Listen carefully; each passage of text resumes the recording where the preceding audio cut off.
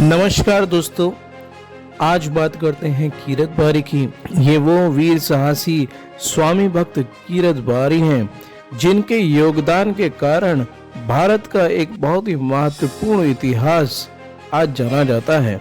आप सब ने महाराणा प्रताप के बारे में तो सुना ही होगा और उनके शौर्य के बारे में भी सुना होगा। महाराणा प्रताप का जो अस्तित्व है वो केवल कीरत बारी के कारण संभव हो पाया था। तो चलिए, ये बहुत ही रोचक कहानी है दोस्तों, ये बहुत ही रोचक तथ्य है। आपको ये जानकर बहुत खुशी और गर्व होगा कि कीरत बारी के कारण उनका जीवन संभव हो पाया था। दीपदान की कहानी में कीरत बारी के इस सहयोग के बारे में प्रकाश डाला गया है। वीर कीरत बारी भारत के मेवाड़ राज्य के निवासी थे। यह बात सन 1536 ईस्वी का है, जब महाराणा के पिता महाराणा उदय सिंह के जीवन की रक्षा करने में इनका बहुत ही महत्वपूर्ण योगदान रहा था। कीरत बारी को हिंदू राष्ट्र के रक्षक के रूप में भी जाना जा सकता है। दीपदान की कथा के अनुसार कीरत बारी ने राजकुमार उदय सिंह के प्राणों की रक्षा की थी। तो इससे पहले कि मैं आगे बताऊं, राजकुमार उदय सिंह राणा सांगा के पुत्र थे। राणा सांगा का जन्म 12 अप्रैल 1482 में चित्तौड़ मेवाड़ में हुआ था और उनकी मृत्यु 30 जनवरी 1528 में, जब उनकी उम्र 45 वर्ष थी, तब हुई।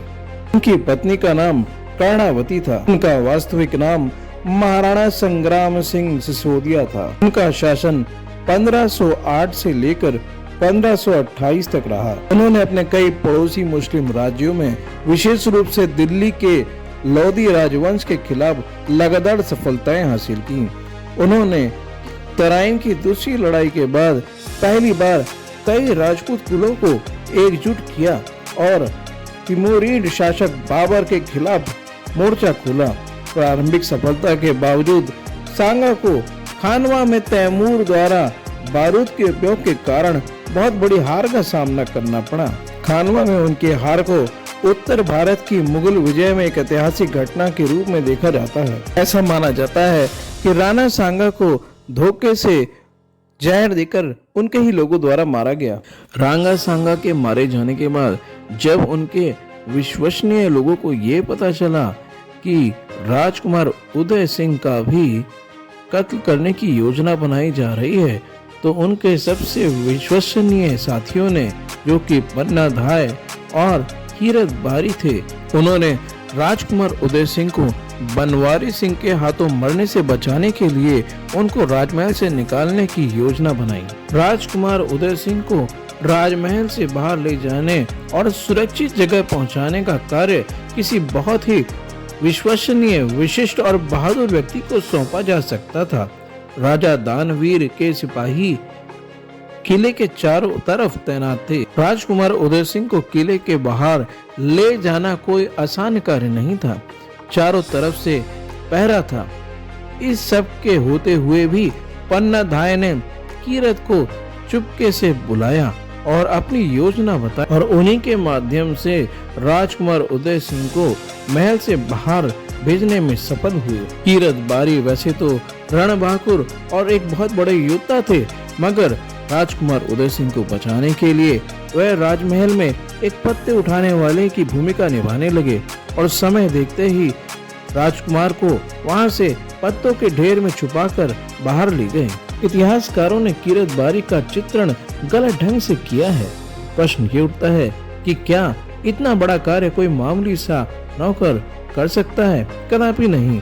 जिस हालात से उदय सिंह को राजमहल से बाहर ले जाना था, तो एक सेना की टुकड़ी के लिए भी संभव नहीं था। ऐसा असंभव कार्य केवल कीरत बारी के लिए संभव था, क्योंकि वह एक बहुत ही बहादुर योद्धा थे।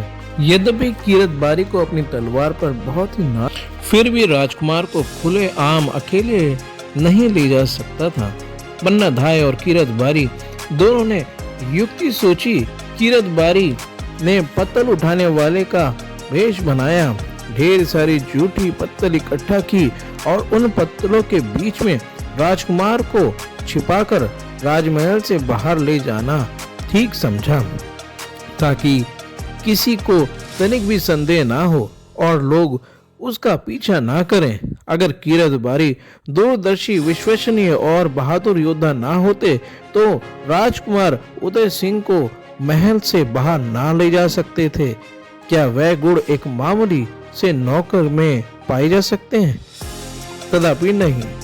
कीरत बारी अगर चाहते तो राजा बनवारी सिंह को ये सारी योजना बताकर बहुत सारा धन, भूमि और सम्मान पा सकते थे। यहाँ तक कि उनके महल में, उनके दरबार में एक उच्च पद भी प्राप्त कर सकते थे। मगर कीरत बारी जितने बहादुर थे उतने ही स्वामी भक्त और त्यागी भी थे, इसमें दो राय नहीं हो सकती। यदि वह स्वामी भक्त ना होते तो वह पन्नाधाय की बात कभी ना मानते या पन्नाधाय की योजना को बनवारी सिंह तक पहुंचा देते और उदय सिंह के साथ पन्नाधाय का भी सफाया कर दिया जाता। कीरत बारी ने स्वामी भक्ति के आगे अपने व्यक्तिगत स्वार्थ को और अनेक कठिनाइयों को झेलते हुए राजकुमार उदय सिंह को सुरक्षित स्थान पर पहुंचाकर ही दम लिया। इस प्रकार अपनी जान पर खेलकर हिंदू राष्ट्र की रक्षा की, क्योंकि यदि उदय सिंह ना होते तो महाराणा प्रताप पैदा नहीं होते और महाराणा प्रताप ना होते तो अकबर महाराणा प्रताप का इतिहास ना लिखा जाता।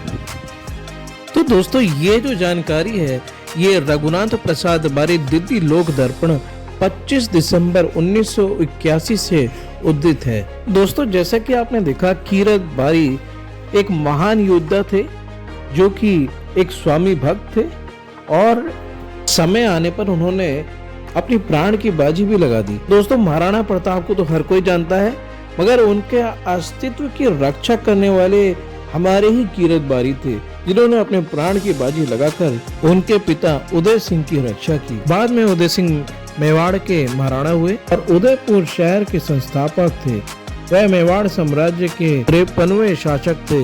उदय सिंह मेवाड़ के शासक राणा सांगा के चौथे पुत्र थे, जबकि बूंदी उनकी रानी कर्णावती उनकी मां थी। उन्हीं के पुत्र महाराणा प्रताप थे, जो अपने शौर्य के कारण आज भी जाने जाते हैं। अकबर अपना पूरा दमखम लगाने के बाद भी महाराणा प्रताप से नहीं जीत पाया था। तो दोस्तों, ऐसे वीर साहसी योद्धा के अस्तित्व के जो कारण थे वह कीरत बारी थे। तो दोस्तों, ये मेरा एक प्रयास था बारी समाज के बारे में आपके लिए और जानकारी लाने का। अगर आपको वीडियो पसंद आया हो तो वीडियो को लाइक करें और कमेंट में अपनी राय जरूर बताएं, इससे बड़ा प्रोत्साहन मिलता है दोस्तों। तो दोस्तों, जितना हो सके इस वीडियो को बारी समाज में, अपनी बरादरी में इतना शेयर करें कि हमारी आने वाली नई पीढ़ी को हमारे पूर्वजों के शौर्य की जानकारी जरूर मिले। बारी जाति के लोग हमेशा से ही ईमानदार और स्वामी भक्त रहे हैं, इसीलिए इतिहास में युद्ध में सबसे ज्यादा जो बलिदान दिया गया है वो बारी जाति के द्वारा भी दिया गया है। हमारी युवा पीढ़ी हमारे पूर्वजों के बलिदान को ना भूल जाए, इसीलिए बहुत जरूरी है कि हमारे इतिहास से संबंधित जानकारी उन तक जरूर पहुंचाई जाए। अगर आप हमारे चैनल पे नए हैं तो ज्ञान सागर चैनल को सब्सक्राइब जरूर करें, क्योंकि बारी जाति के इतिहास से संबंधित और भी वीडियो हमारे चैनल पर हैं। इसे आप देखकर बारी समाज के बारे में और जानकारी प्राप्त कर सकते हैं। इस तरह के वीडियो को बनाने में बहुत मेहनत और रिसर्च लगती है, इसलिए अगर आप लाइक करते हैं तो उससे बड़ा प्रोत्साहन मिलेगा।